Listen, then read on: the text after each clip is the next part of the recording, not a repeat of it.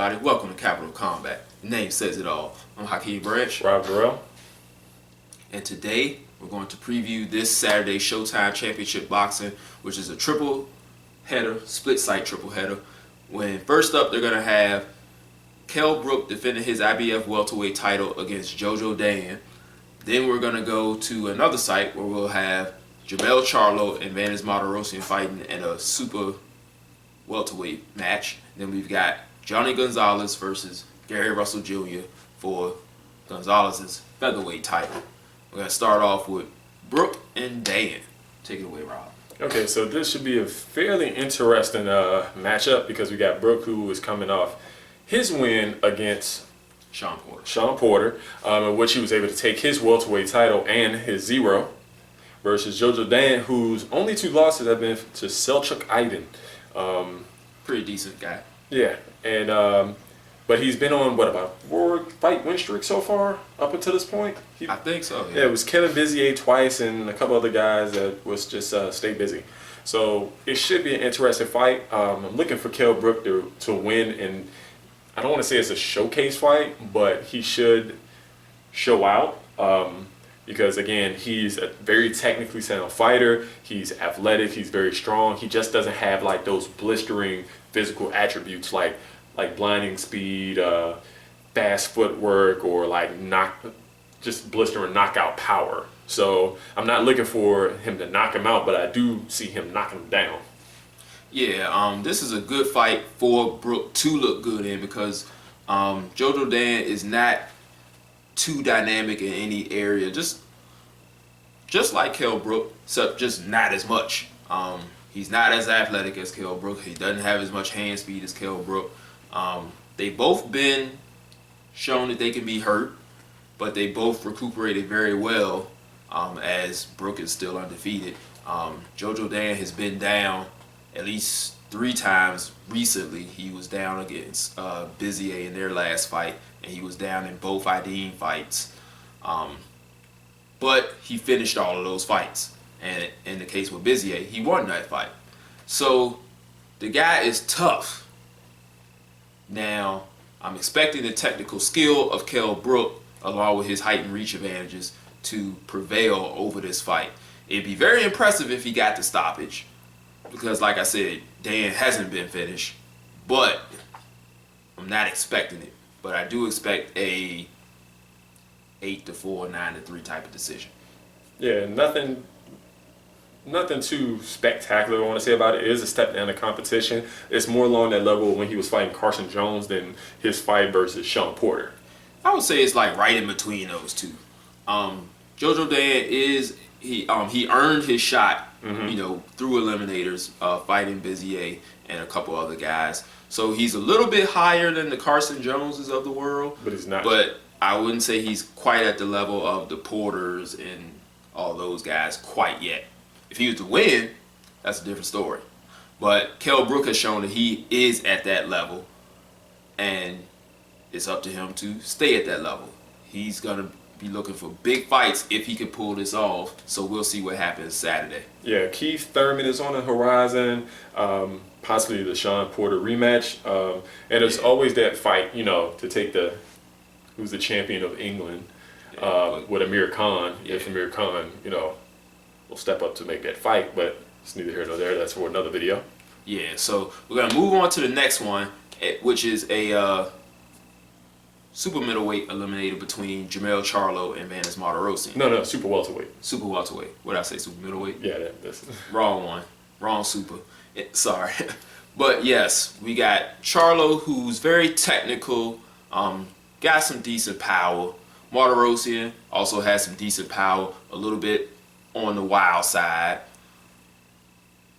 This is going to be a very intriguing fight because we want to see whose style is going to impose themselves on the other. Charlo being the better boxer, or Martirosyan able to impose his will and get him to brawl and possibly get the better of the exchanges. Now, that might not be possible because Charlo is the sharper puncher of the two. He punches a little bit tighter, a little bit cleaner. He can turn his punches over a little bit faster. But if he can get in the clinch with Charlo, Martirosyan can score there because Charlo hasn't really shown that much of an inside game yet. Now, knowing how Martirosyan fights, they may have been working on it. He has a very, very good trainer in Ronnie Shields. And that guy is a student of the game. He is one of the OG trainers that's been around for a long time. He knows his stuff. And Martirosyan, I believe, has left his trainer, Joe Goosen, who is another person in the cloth of, what did I just say? Yep, Ronnie Shields. Ronnie Shields. I get him and Kenny Adams mixed up there. Who's another good trainer. Right. But I always get those two mixed up. Ronnie Shields. Sorry about that. So it's going to be interesting to see how Martirosyan's corner can get him going and adapted to what Charlo's going to do. If everything works out the way, those styles and things mesh, we expect Charlo to come out with a pretty clear unanimous decision.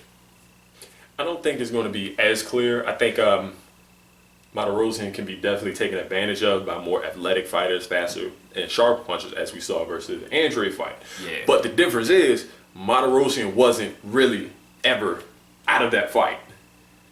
Like, he was getting outclassed and outboxed, but if I'm not mistaken, didn't he knock him down? He knocked him down in the first round, but that was after that. It was like all Andre. But as the fight went on, it was clear that he was losing, but I can't really say that he was out of the fight because he was still trying. Yeah, he has an iron will. Yeah, so I mean, he's going to take those punches and keep coming. The only difference between Andre and Charlo is more of a program boxer. I would like to see him vary up his attack. We know he's gonna stay on the outside, but he kind of has a monotonous. This is what I'm gonna do. If he does not vary it up, then they're going to time him and look at what he's done, how much he's doing it, and plan for it.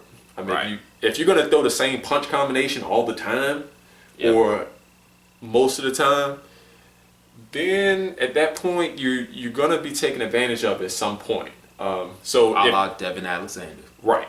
So at this point, I would say if that's what you're going to do, stay out of the clinch, because Martirosyan, again, extremely tough, can get wild, which does not bode well for Charlo because he can always get hit with something that he doesn't see coming, or somewhere where it might be on that line versus illegal and legal, like somewhere on the head, like on that somewhere here where it's that gray area, or down in the belt line where it's like maybe a little low, but it keeps them fighting. I think it really depends on who the ref is going to be, especially if he's going to let him fight and let Martirosyan push his way inside.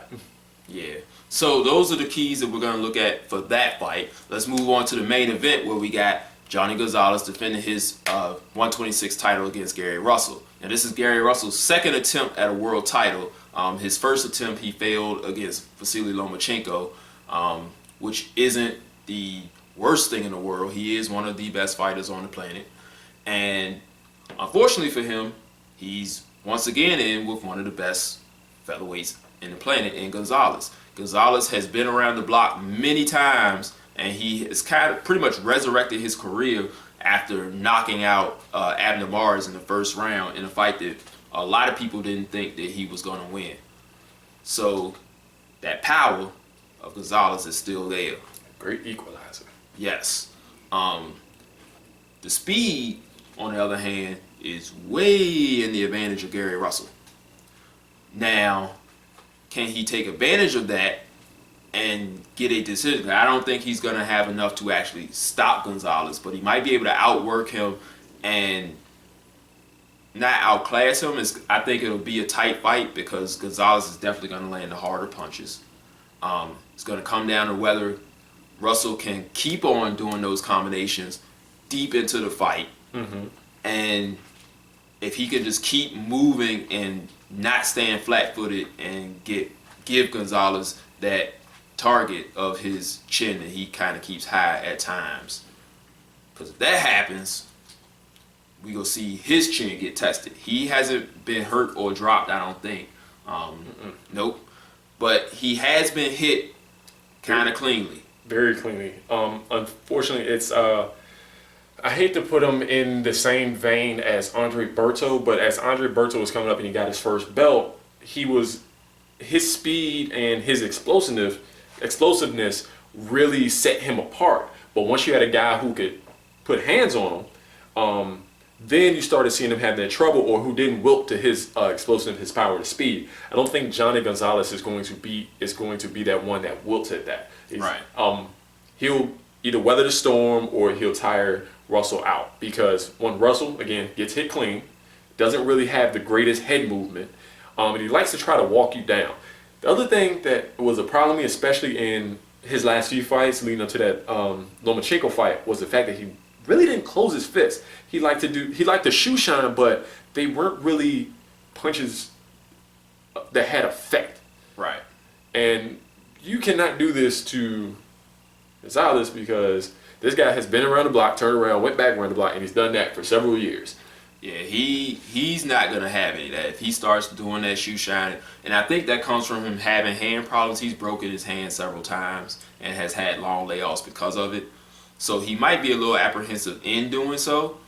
This is not the time to have that happen. But he may have worked on it. But again, we will see. If you don't, okay, this is for you punchers out there. If you don't close your fist, there's going to be a greater chance that you break your hand. Correct.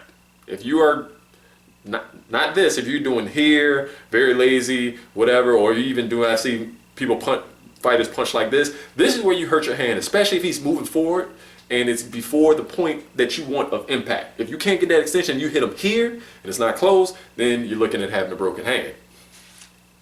Learned that the hard way. It's happened to me. But Rob is completely right. Those are the things that we're going to look at for that fight. As far as the outcome, I do think that Gonzalez is going to be able to, after some pretty shaky early rounds, he's going to be able to get the job done late. So I'm going with Gonzalez and a either close decision or late stoppage.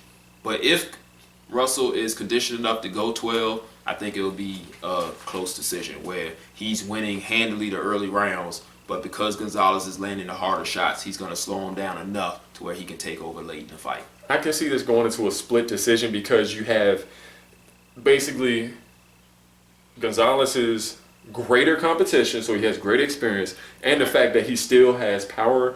He still has power, as shown in the Abner Mares fight against a guy who is much faster, much more athletic, but not as seasoned, and doesn't really have the defensive reflexes there.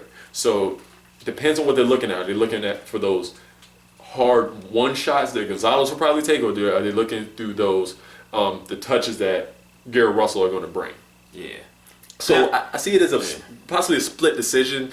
Not sure who I'm going to favor in this one, because to me it's very close.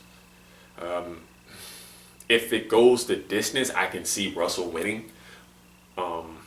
But if it ends early, it's definitely going to Gonzalez. Yeah. So there you go. Even we're split in the decision. So split decision, Gonzalez for me, Russell for him. We'll see what happens on Saturday. That's it for this episode, guys. Thank you for watching. Make sure you hit that like button. If you haven't, hit the subscribe button. Share this with your friends. If you guys got anything you want to add in, we got the comment section below. You can follow us on Facebook, CapitalofCombat, Google+, same name. You can also hit us up on our email, capitalofcombat@gmail.com. Any questions, we can add you into the combat mailbag. And we'll catch you guys in the next episode. Peace. This is round one, and you've already lost. They don't seem to see that everything we've done is coming and gone. My fists are on fire, I perform till I perspire. My demons are in a rage, keep thinking that it's a game. I kick rhyme, hurricane. I told them I don't play, I'm liquid. Black Street Fighter.